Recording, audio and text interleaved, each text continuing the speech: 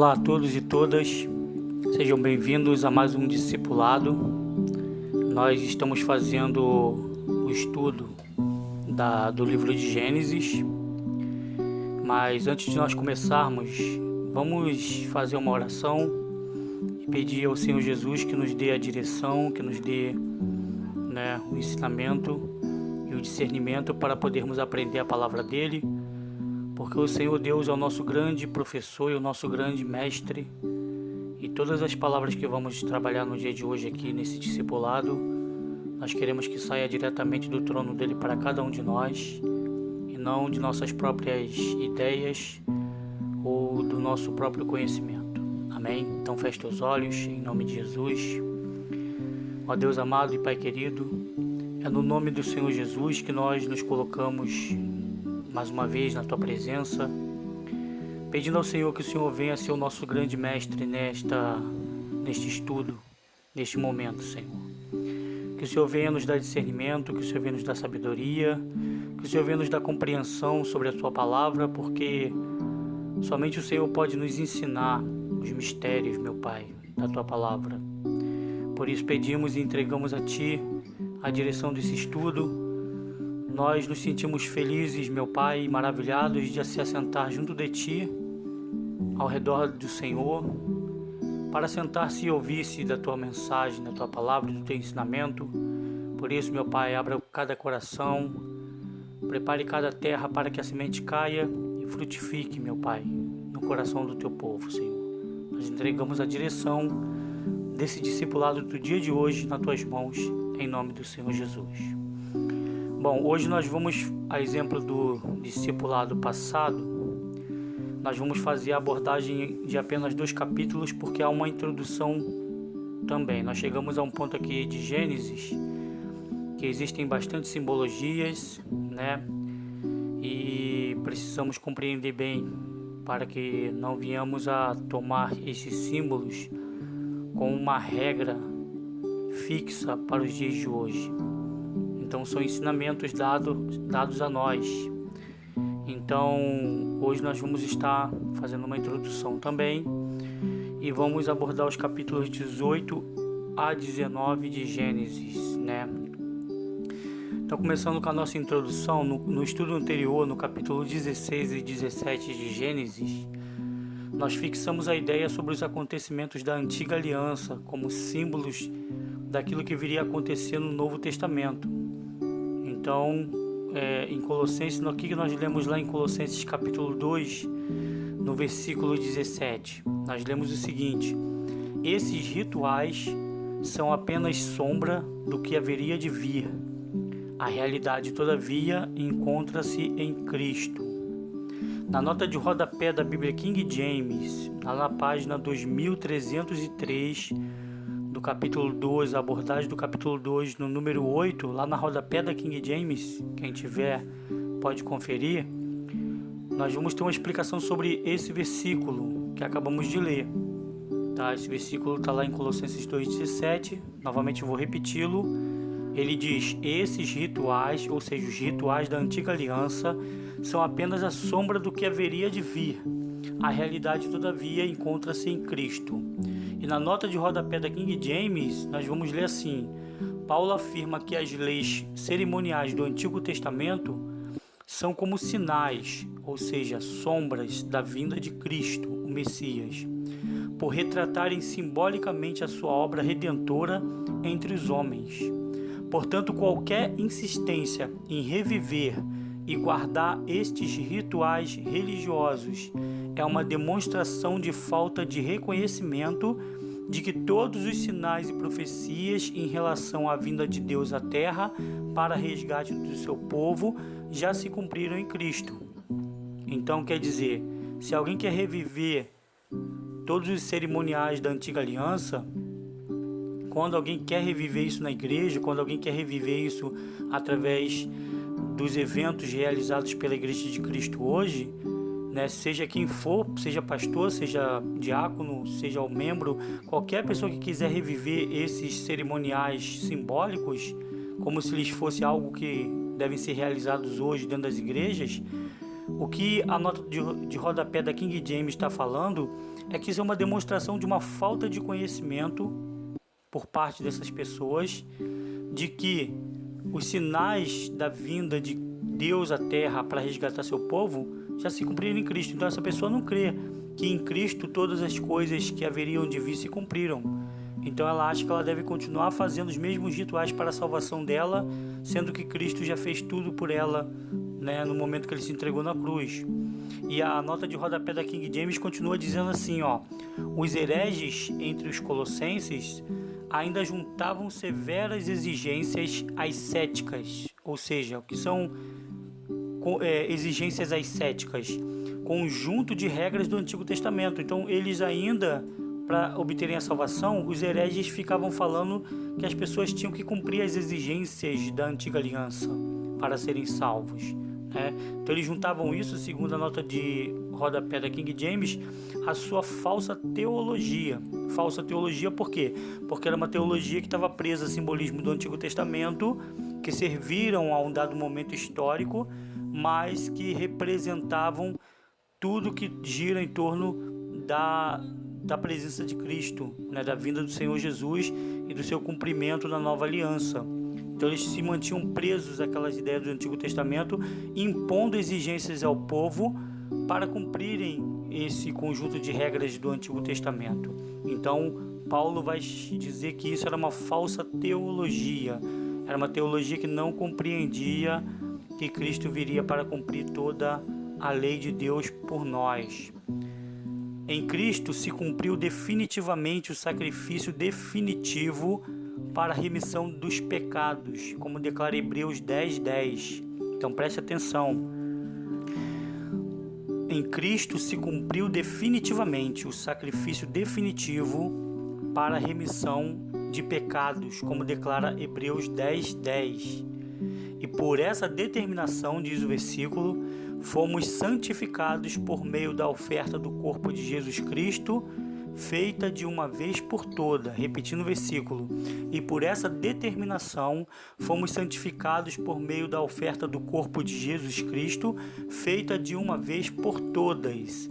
A partir deste sacrifício definitivo de Cristo, ficaram abolidos todos e quaisquer cerimoniais religiosos, cuja pretensão seja fazer o povo alcançar a salvação, o resgate ou a bênção de Deus mediante superficialidades, como entregar alguma coisa em troca de, pretenciando que a salvação, o resgate e a bênção de Deus são alcançadas pela barganha dos esforços humanos.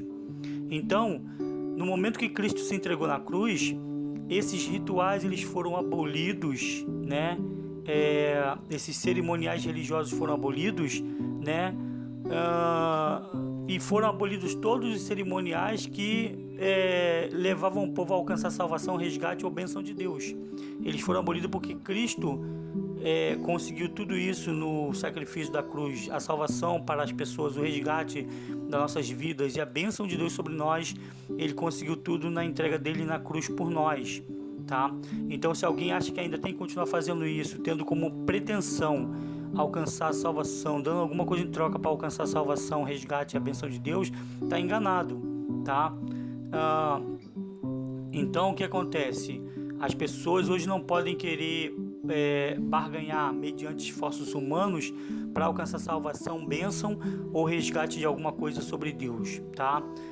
Esta ideia herege, o próprio título ele vai dizer o seguinte, ó: contudo, quando da parte de Deus, nosso Salvador, foram manifestadas a misericórdia e o amor pela humanidade, não por causa de alguma atitude justa que pudéssemos ter praticado, mas devido à sua bondade, ele nos salvou por meio do lavar regenerador e renovador do Espírito Santo, que ele derramou copiosamente sobre nós com toda a sua generosidade por intermédio de Jesus Cristo, nosso Salvador.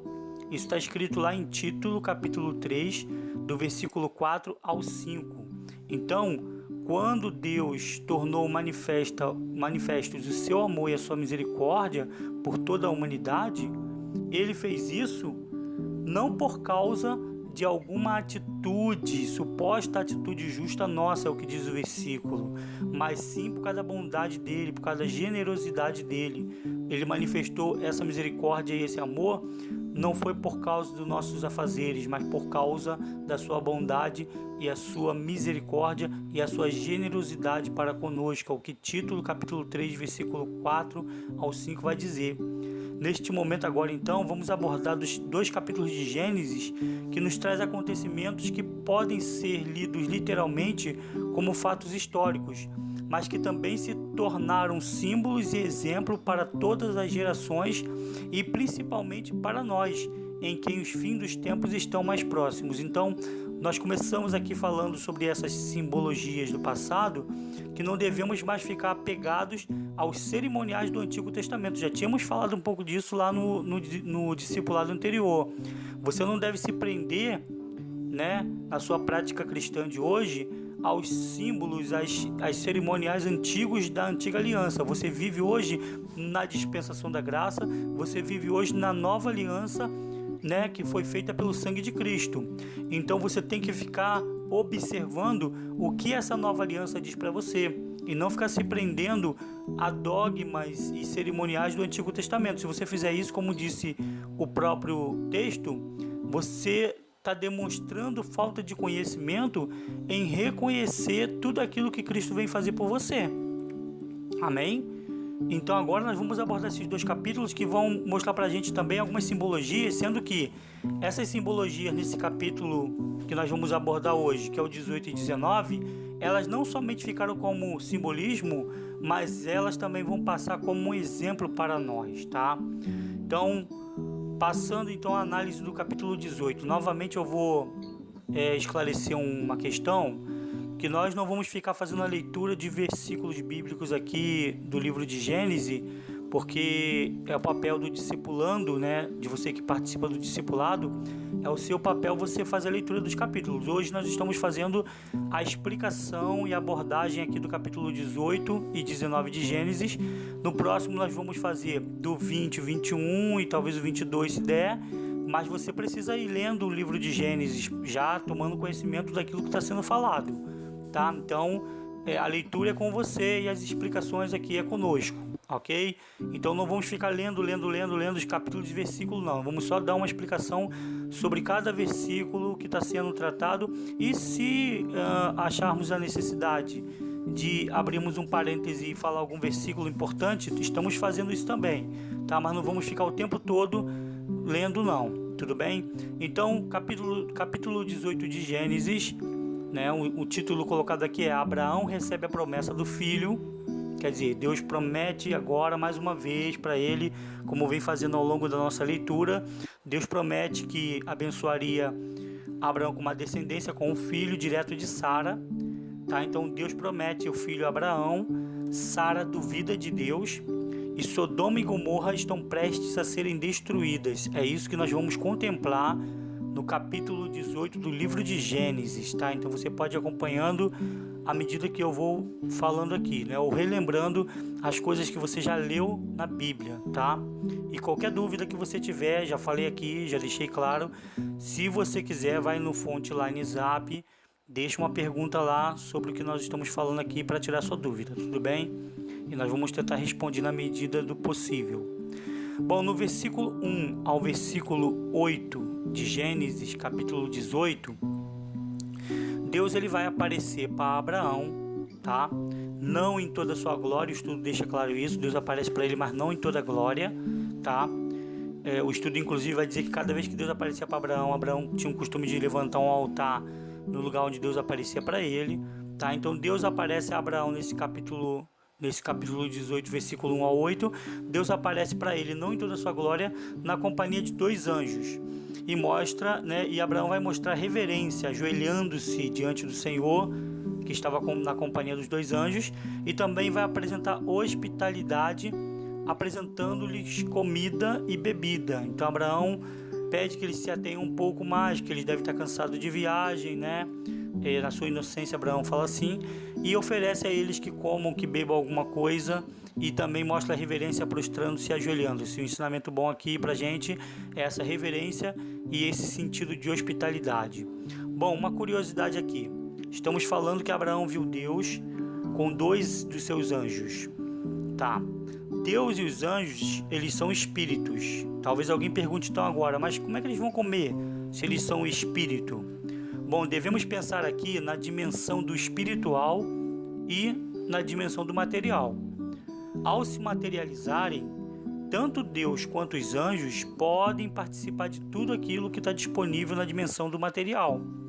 Tá? Então existem aí 2 dimensões, a do espiritual, do campo espiritual e do campo material. No momento que Deus ou os anjos se materializam, eles podem tornar-se participantes de tudo que está disponível na dimensão do material. Um grande exemplo disso foi o que aconteceu com o Senhor Jesus, tá? Então, por exemplo, se você for agora lá em Lucas, você pega a sua Bíblia e vai em Lucas, capítulo 24, versículo 28, tá? Lucas 24, versículo 28, nós vamos fazer a leitura desse evangelho até o versículo 31. Lucas 24, versículo 28 vai dizer assim: ao se aproximarem do povoado para o qual se dirigiam, Jesus fez como quem ia continuar a caminhada, seguindo mais à frente. Porém, eles muito insistiram, rogando-lhe: fica conosco, pois é tarde e o dia já está chegando ao fim. Então, o que acontece? Deixa eu te colocar no contexto dessa mensagem aqui. Jesus já tinha ressuscitado, né? Ele havia morrido na cruz. Ao 3º dia ele ressuscitou, só que nenhum dos seus discípulos ainda tinham visto ele. Então, ele caminhando pelo caminho de Emaús, ele encontra alguns discípulos e começa a conversar, mas eles não reconhecem ele, não sabem que estão falando com o próprio Jesus. Então ele vai conversando com eles e durante a caminhada, conforme foi chegando perto da casa dos discípulos, Jesus dá com quem ia seguir adiante. Então eles pedem a Jesus: não, fica conosco aqui, passa um tempo, porque Jesus estava pregando o evangelho para eles. E o coração deles, segundo o relato deles nesse versículo, quem quiser depois pode ler o capítulo 24 da íntegra, né? Então Jesus, ele começa a conversar sobre o evangelho, o coração deles queima, então eles se sentem bem e eles querem que Jesus fique um pouco mais com eles. Eles falam: olha, já está tarde, o dia está chegando no final, fica com a gente. Bom, continuando no versículo, então ele entrou para ficar com eles, e aconteceu que, quando estavam reclinados ao redor da mesa, tomando ele o pão, então aqui a minha abordagem está falando que Jesus já tinha ressuscitado, né? Ele ressuscitou no campo espiritual, né? Mas também tinha a questão do físico envolvida aí. A ressurreição dele é espiritual, mas a sua permanência aqui é física. Ele ressuscita e ele toca no pão. Então aqui, aconteceu que, quando estavam reclinados ao redor da mesa, tomando ele o pão, deu graças, partindo, e deu a eles. Neste mesmo instante se lhes abriram os olhos e o reconheceram. Aí olha o que aconteceu no versículo seguinte: ele, contudo, desapareceu diante dos olhos deles. Então você vê que tem aí uma junção do material com o espiritual. Jesus vai com eles para casa, senta-se à mesa, e na hora que ele pega do pão, que ele parte, eles reconhecem Jesus pelo parte do pão. Na mesma hora os olhos dele abrem, então ele reconhece Jesus. Na hora que eles reconhecem Jesus, Jesus desaparece da frente deles, porque Jesus estava também em espírito, mas na hora que ele estava no campo material, ele tem a condição de segurar o pão e parti-lo, tá? Você indo para Lucas agora no versículo aí, no capítulo 24 mesmo, tá? Mas no versículo 41, tá? O Senhor Jesus, já ressuscitado, ele aparece no meio dos discípulos e come com eles. Então é mais ou menos o que está acontecendo lá em Gênesis, né? O Senhor com os 2 anjos vão comer, e Jesus come também aqui. Aí olha só: e aconteceu que, estando ainda conversando sobre esses fatos, que fatos? Os fatos sobre a ressurreição de Cristo, o próprio Jesus apareceu entre eles e lhes saudou: Pai seja convosco. Olha só, o próprio Jesus apareceu entre eles e lhes saudou. Ele apareceu diante deles. A Bíblia vai dizer nesse capítulo que a porta estava trancada e ele aparece no meio deles e os sauda, tá? E fala: paz seja convosco.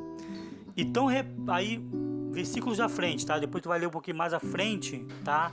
Ele vai dizer assim: e repletos de alegria e surpresa estavam, que não conseguiam acreditar no que viam. Por isso Jesus lhes pediu: tendes aqui algo para comer? E eles lhes ofereceram um pedaço de peixe assado, e pegando aquele pedaço de peixe o comeu na presença de todos. Então você vê que Jesus saúda eles: a paz seja convosco, né? Eles estavam tão alegres, tão felizes, que não conseguiam acreditar no que estavam vendo e não estavam acreditando na situação. E Jesus então pede a eles: tem algo para comer? Eles oferecem um pedaço de peixe assado, né? E Jesus pega o peixe e come na presença deles. Então aqui fica a base bíblica para você daquilo que eu estou falando já um pouco, né, acima, né, um pouco atrás, quando eu falei que, né, na hora que Deus ou os anjos aparecem na dimensão do material, eles podem participar de todas as questões disponíveis no campo material, tá? Bom, voltando então a Gênesis 18, a partir do versículo 9, Deus promete que no ano seguinte Sara vai ter um filho. Bom, só que acontece? Sara vai duvidar, porque ela era estéril e ela era avançada em idade, tá? E o ciclo menstrual dela também já havia sido interrompido. Mas só que quando ela duvida, ela é repreendida pelo Senhor, que deixa claro para ela a seguinte pergunta: acaso existe algo extraordinário demais para Yahvé? Então o Senhor repreende ela, né? Porque ele fala que ela vai ter um filho, só que ela ri, né? E esse sorriso, né? Ela faz uma pergunta: e eu já tô velha, né? Meu ciclo menstrual já parou, será que eu vou ter prazer sexual? Ela faz essas perguntas lá na Bíblia, tá? E Deus fala para ela, repreende, fala: por acaso existe algo extraordinário demais para o Senhor, né? Ela até tenta mentir, dizendo que ela não havia rido, mas ela é repreendida novamente por Deus, que diz para ela que não, você riu sim, né? Você realmente está rindo sim. Então ela é desmentida, né? Um defeito que nós seres humanos temos. Às vezes a gente erra, né? E não queremos assumir os nossos erros. Infelizmente é algo que muitos de nós já nos deparamos com isso, né? Agora ela faz isso diante do próprio Deus, né? O próprio Deus, né, como sendo justo e verdadeiro, ele vai falar: não, você está rindo sim, você está mentindo, você riu sim, duvidou sim, tá? Então não há nada extraordinário demais para Deus. O que o Senhor quiser fazer, ele tem a supremacia, ele tem essa autoridade para fazê-lo. Bom, passando ao versículo 16 a 21 de Gênesis, Deus e os anjos avistam Sodoma e Gomorra, e o Senhor decide revelar a Abraão o juízo que viria sobre essas cidades, tá? Por causa dos muitos pecados, tá? Que essa cidade havia cometido, e estava chegando reclamações no trono de Deus sobre os pecados, os inúmeros pecados dessa cidade. Segundo estudos, Abraão passa a fazer parte do Conselho Celeste, que decide o futuro de um povo de acordo com a justiça de Deus. Então, Deus, vendo que Abraão ia se tornar o pai de muitas nações, Abraão estava sendo chamado amigo de Deus. Então, Deus resolve não esconder de Abraão quais eram os intentos, né, dele.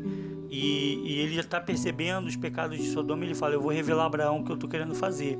E ele vai revelar exatamente por quê? Porque existia um parente de Abraão lá em Sodoma, que era Ló, né? Não vamos esquecer que Ló, quando foi escolher um caminho para ir, ele foi para Sodoma, tá?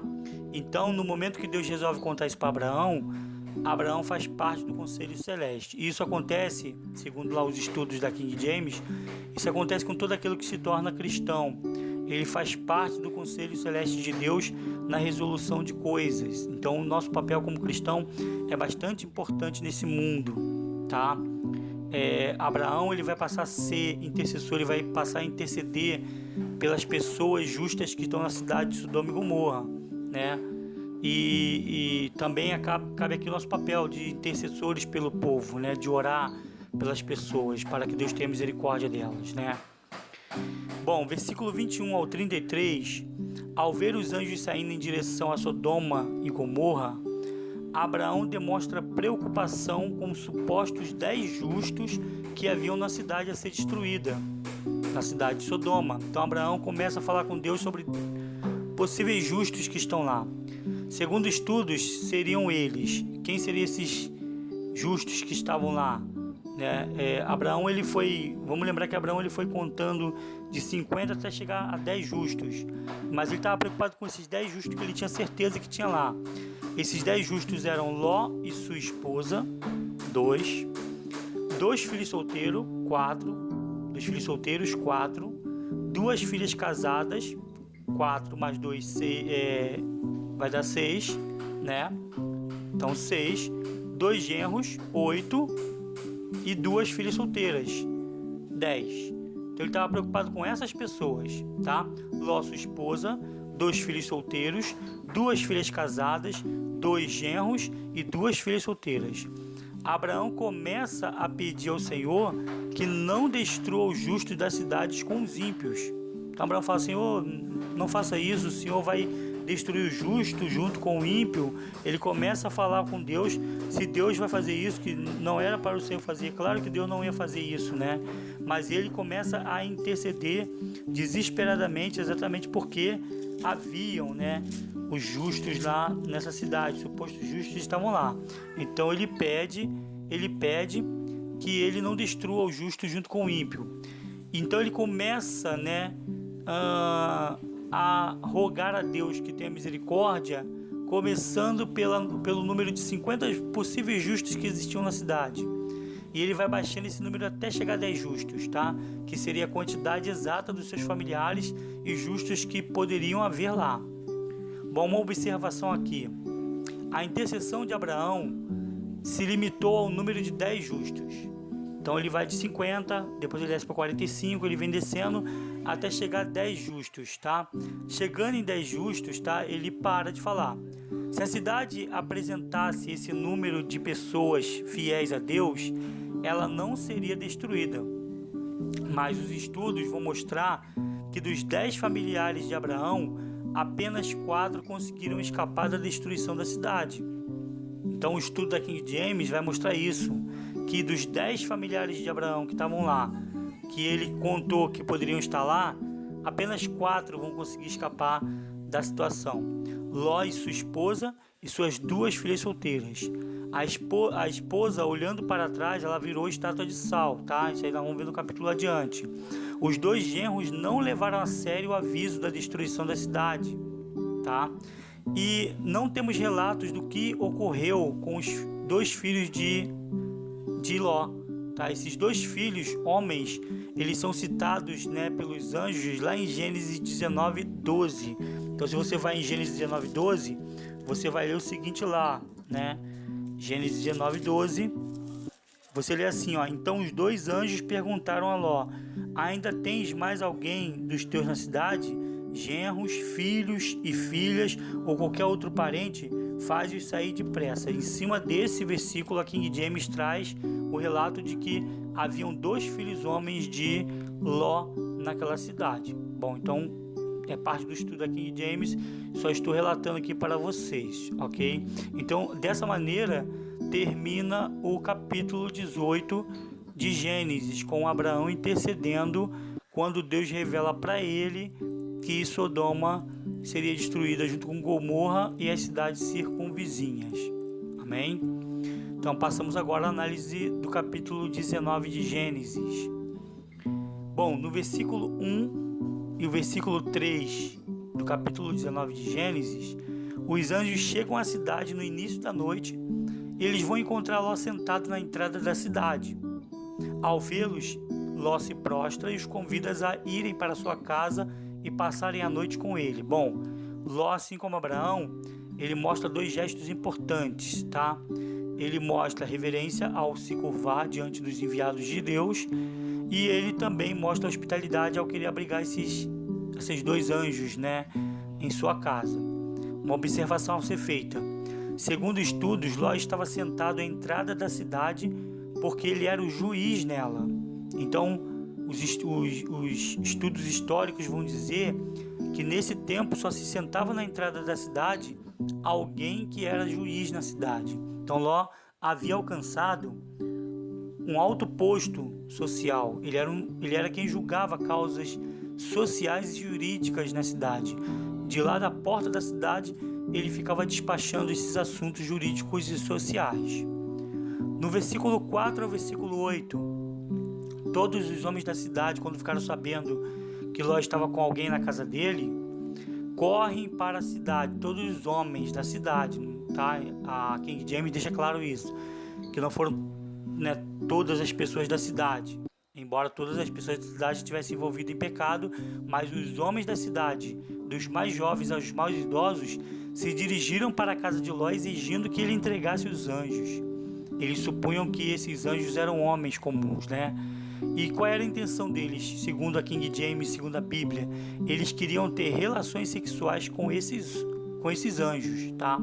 E Ló tenta apaziguar os ânimos, rogando ao povo da cidade que não cometessem tal ato com seus hóspedes. Ló tenta mesmo negociar, até oferecendo as 2 filhas moças, né, que ele tinha para esses homens, tá? Aí a Bíblia não entra em detalhe se isso que Ló fez foi legal ou não foi legal, de oferecer as 2 filhas virgens, né? E como já falei, a gente não vai fazer especulações sobre isso, mas Ló, ele faz, né, essa oferta de, ao invés deles maltratarem os anjos, né, que estavam abrigados em sua casa, eles tomassem suas filhas virgens e fizessem o que quisessem, tá? Não há detalhes sobre isso aí, nem nos estudos aqui da King James. Ainda no versículo 9, os homens exigindo que Ló entregasse-lhes os anjos, deixam escapar o fato de Ló ser o juiz da cidade.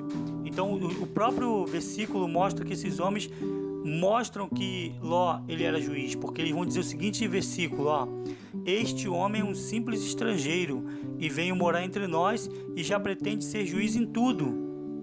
A ti, pois, faremos ainda pior do que a eles. E aí, quando eles falam isso, que fariam pior com Ló do que aos anjos, eles deixam escapar que seus atos seriam por pura perversidade. Quer dizer, eles queriam, né, ter relações com os anjos e também queriam fazer pior com Ló. Então era por pura perversidade.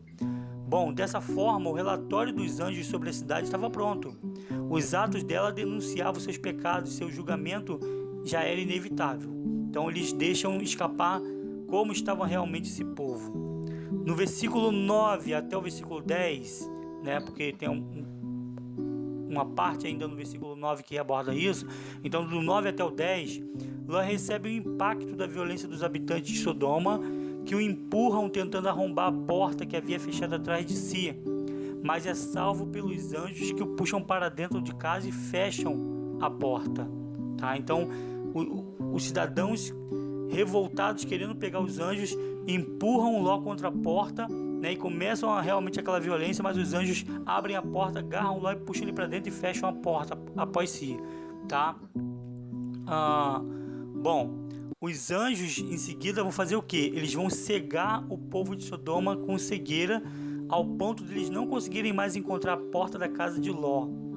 Do versículo 12 ao versículo 13, os anjos revelam a Ló que ele precisa reunir todos os seus familiares para fugir de Sodoma, pois ela seria destruída pelo Senhor por causa de seus muitos pecados que chegavam ao trono de Deus. Então, isso aqui fica um exemplo muito forte para nós, né?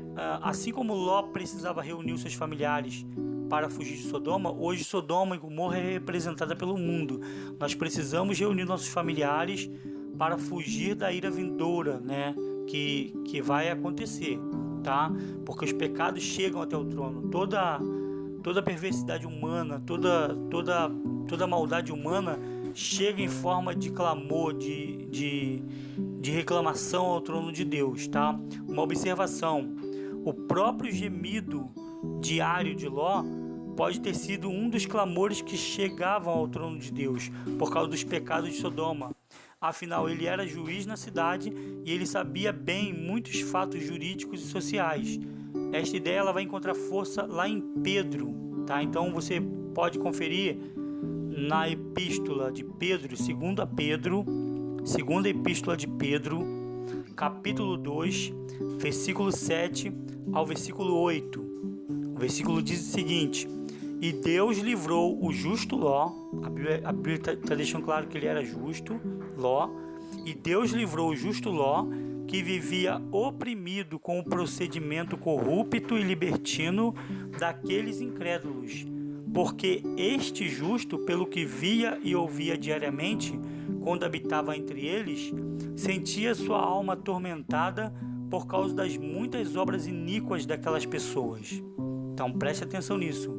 Ló vivia oprimido com o procedimento corrupto e libertino daquelas pessoas incrédulas, né? Porque este justo, pelo que via e ouvia diariamente, quando habitava entre eles, sentia sua alma atormentada. Então, a pessoa que é justa, ao ver corrupção, a pessoa justa, ao ver libertinagem, que não é liberdade. Libertinagem é quando as pessoas querem fazer o que elas querem, né? Dizendo que elas são donas da vida delas, elas não seguem o mandamento de Deus. Então, a pessoa que quer andar reto diante de Deus, quando vê isso, sente-se como Ló, a alma atormentada por causa das obras iníquas daquelas pessoas. É o que 2 Pedro, capítulo 2, versículo 7 ao 8 vai dizer. No capítulo 14 ao 23, Ló correu para avisar os seus genros, né? Porque os anjos avisaram: ó, vai, reúne tua família, porque a cidade vai ser destruída. Então ele corre para avisar os seus genros, mas eles acharam que tudo era brincadeira de Ló e não deram o menor crédito. Já viu quando alguém acha que você está falando com ela e ela está achando que está brincando e ela não dá o menor crédito para você, você está avisando e ela não dá o menor crédito? Assim tem sido também nos dias de hoje. A gente fala sobre a vinda do Senhor, que as pessoas precisam buscar conversão, que as pessoas precisam buscar santificação, mas as pessoas acham que é tudo uma brincadeira, que é tudo uma religiosidade, que é tudo um fanatismo e não dão o menor crédito até o dia em que o juízo do Senhor chegar de fato na terra, né? Ou até o dia que ela morrer e perder sua salvação, e ela vai ver que é verdade, só que aí já vai ser tarde demais. Bom, com o dia raiando, os anjos apressam Ló para que fuja com sua família, mas Ló ele hesitava. Então alguma coisa ainda estava prendendo Ló ali. Os anjos estão apressando ele para sair logo, que Sodoma e Gomorra seria destruída, e Ló ainda ali preocupado com alguma coisa. E por isso os anjos tomam ele pela mão, bem como sua esposa e suas 2 filhas solteiras. Você vê que os anjos não tomam outros familiares, apenas 4.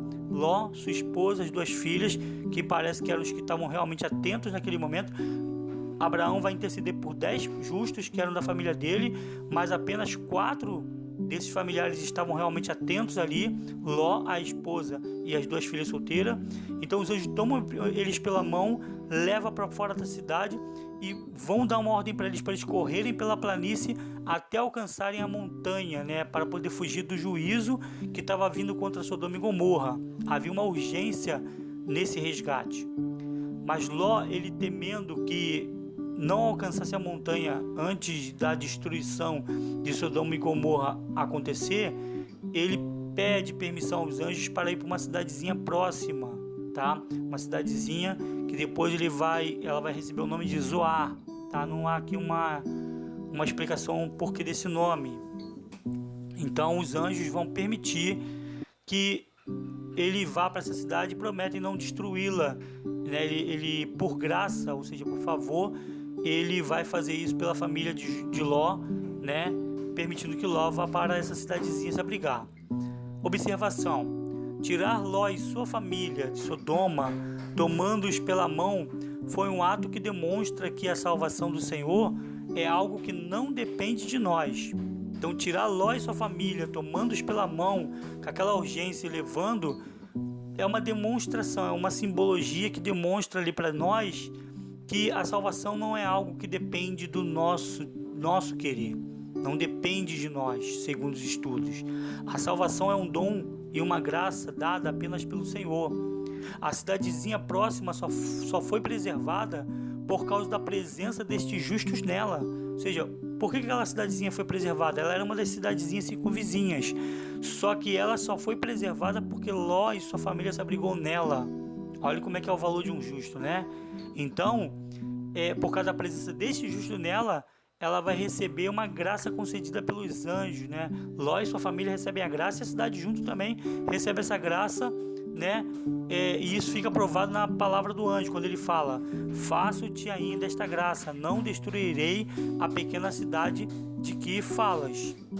Então quer dizer, Ló, quando ele vai para essa cidade, a cidade acaba sendo poupada. Bom, no versículo 23 a 25, assim que Ló entrou na cidadezinha, o Senhor fez chover do céu, né, fogo e enxofre sobre a cidade de Sodoma e Gomorra. Ele acabou de entrar na cidade e desce fogo e enxofre do céu sobre a cidade de Sodoma e Gomorra e sobre as cidades circunvizinhas, tá?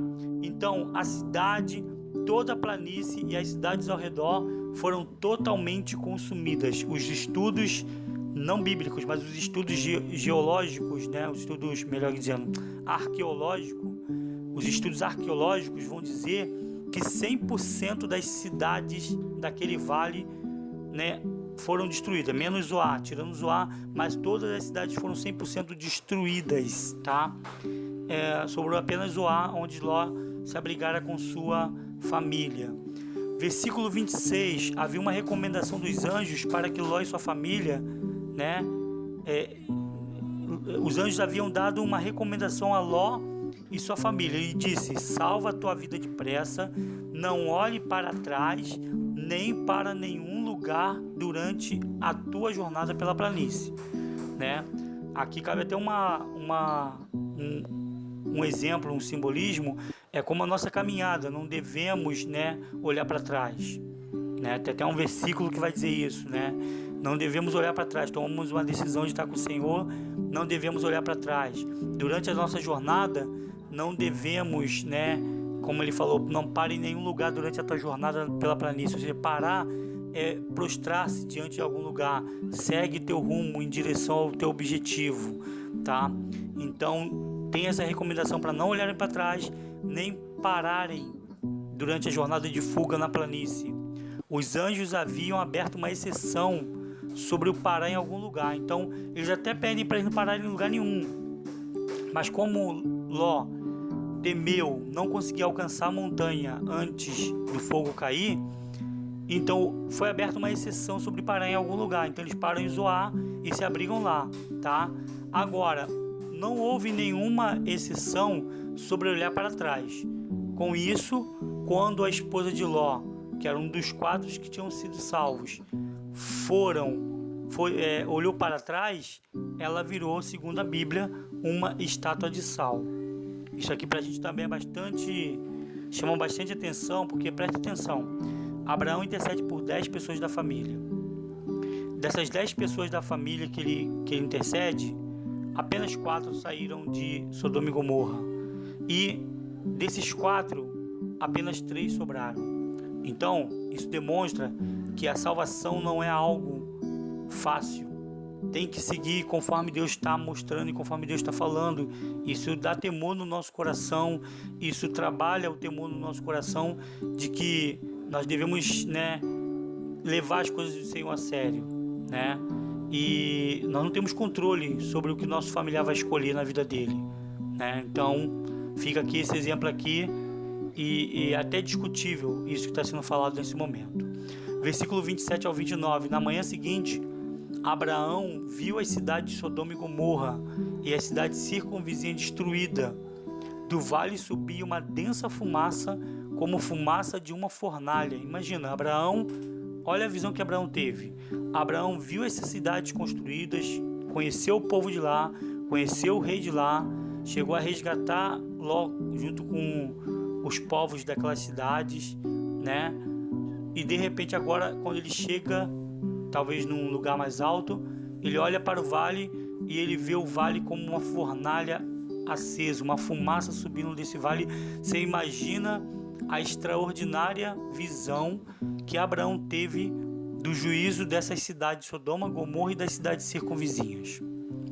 Bom, podemos imaginar essa visão extraordinária que Abraão teve, mas a arqueologia, né, que diz que eles não conseguem encontrar nenhuma construção de pé. Eles dizem que foi tudo fundido. Eles só encontram alicerces no chão, né, desse lugar. Então, né, há relatos de arqueólogos nos dias atuais que confirmam a evidência de um gigantesco incêndio na região onde existiam as cidades de Sodoma e Gomorra. Hoje eles fazem pesquisa lá e eles confirmam que ali houve um grande incêndio.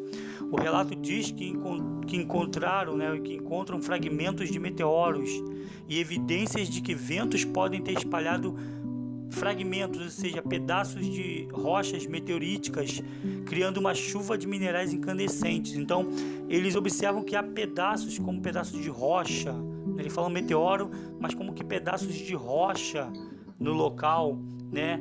E eles vê também evidências de fragmentos de minúsculos pedaços de rochas que podem ter provocado ali ventos na região, podem ter provocado chuvas de minerais incandescentes, ou seja, pequenos pedacinhos de rochas pegando fogo, tá? O episódio, segundo eles, pode ter levado a vida de 40 a 65 mil pessoas que foram fundidas junto com o material do incêndio. Essas pessoas foram juntadas ao material e derretidas junto com esse material do incêndio, tá? A região destruída, ela já era habitada antes desse evento há pelo menos 2,5 mil anos, ou seja, essa região já era habitada há 2,5 anos antes da tragédia acontecer. Isso que eu estou falando para vocês é fonte da revista Galileu de novembro de 2018. Quem quiser acessar na internet e ler a matéria completa, é só você pegar a fonte aí da revista Galileu, novembro de 2018. Bota lá na internet, revista Galileu, novembro de 2018, você vai ler esse relato aí, tá? Bom, versículo 30. Após o juízo de Sodoma e Gomorra, Ló, receoso com tudo que ocorrera, foi morar numa caverna em uma montanha. Bom, lá vai acontecer um problema, né? Talvez por práticas, o costume da prática local de Sodoma e Gomorra tenha contaminado as filhas de Ló. Por quê? Porque elas, preocupadas em dar descendência ao seu pai, usando a desculpa de que ali não havia nenhum homem para elas, as filhas de Ló cometem o incesto. O que é o incesto aqui? É quando se tem relação com um parente próximo, com o próprio pai. Para isto, em momentos distintos, elas embebedaram seu pai e se deitaram com ele, tá? Então as próprias filhas de Ló vão embebedá-lo e em seguida elas vão se deitar com o pai. Segundo a Bíblia, o pai ele não consegue ter juízo no lugar para poder perceber que se tratava de suas filhas, tá? E com isso as duas vão engravidar e elas vão dar origem a dois povos que se tornaram inimigos de Israel, que são os Moabitas e os Amonitas. Esses povos eles vão nascer a partir dos filhos que as filhas de Ló tiveram, tá? Então tá aí o relato do capítulo 19 do livro de Gênesis. Bom, duas lições importantes para a gente poder fechar o estudo de hoje, que fica para nós nesses dois capítulos 18 e 19, é o primeiro aqui, ó. Não devemos duvidar de Deus como fez Sara. Então, Deus tem mandado a gente pregar o evangelho, Deus tem ensinado a gente a dizer que esse evangelho não é o evangelho de prosperidade, de que você vai conseguir isso ou aquilo, mas o evangelho de arrependimento e o evangelho de salvação. Mas quando a gente fala, muita gente duvida do que nós estamos falando. Então, um ensinamento que fica nesses dois capítulos é esse: não devemos duvidar de Deus, tá? Seja em relação à pregação do evangelho de que Jesus está voltando, seja em relação a alguma promessa que Deus tenha feito. Não existe nada extraordinariamente incrível para o Senhor. Outro ensinamento importante, outra lição: há um juízo prestes a acontecer, a exemplo de Sodoma e Gomorra. Devemos dar crédito quando a Bíblia nos chama ao arrependimento, declarando que somente os justos, ou seja, aqueles que abraçam a fé em Jesus, serão salvos da ira que certamente virá. Para isto devemos abandonar o pecado e viver vida santa e reta com Deus, tá? Então, nós devemos tomar como exemplo Sodoma e Gomorra, tá? E dar crédito quando Deus está chamando a gente para o arrependimento, para viver uma vida santa, para viver uma vida reta diante de Deus, né?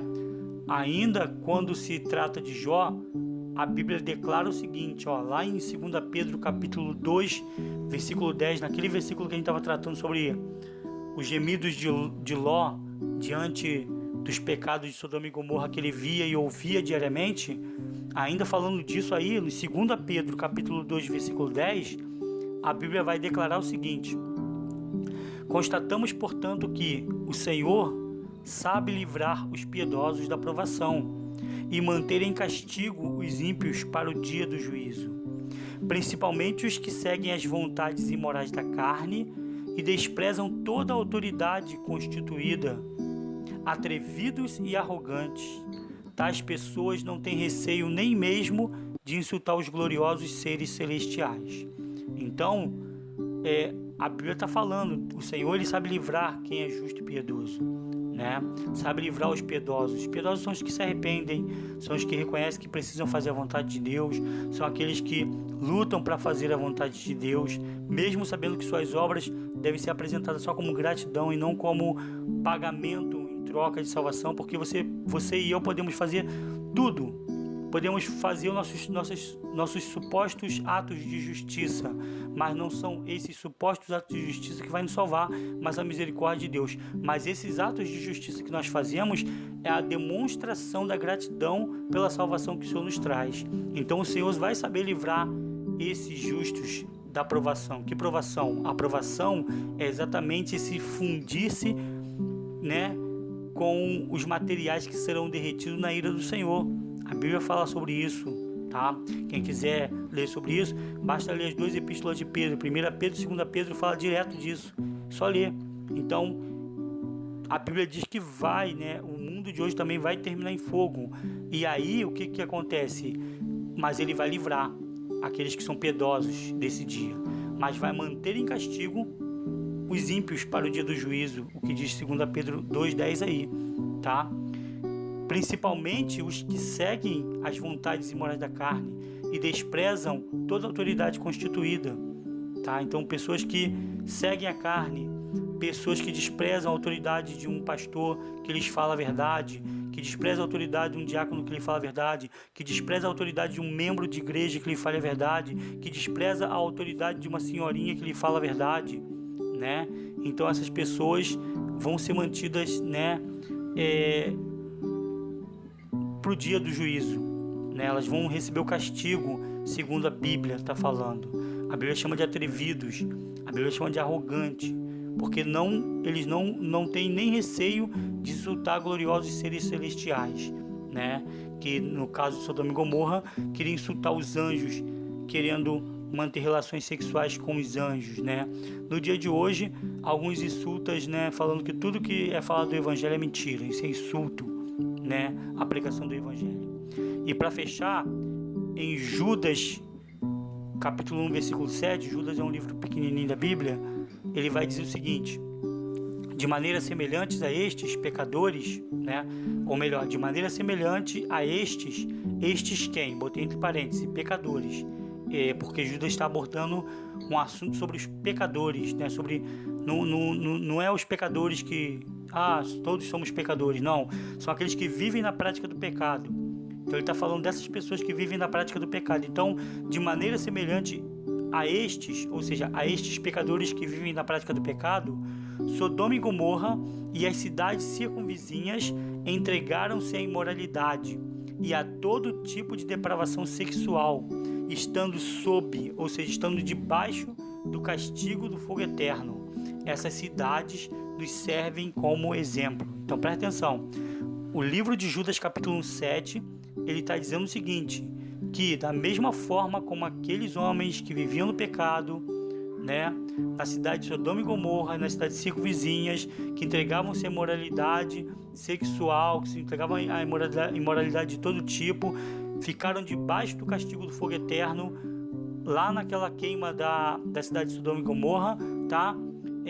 Também vai acontecer com as pessoas que vivem a prática do pecado no mundo de hoje, né? Quando chegar o juízo, vai se dar o mesmo com elas. E no finalzinho do versículo, Judas vai dizer que essas cidades, elas nos servem de exemplo. Então tá aí a situação de Sara duvidando de Deus, e a situação de Sodoma e Gomorra sendo destruída pelo juízo de Deus em Gênesis são símbolos que ficaram como exemplos para nós, para podermos não praticar tais coisas no dia de hoje.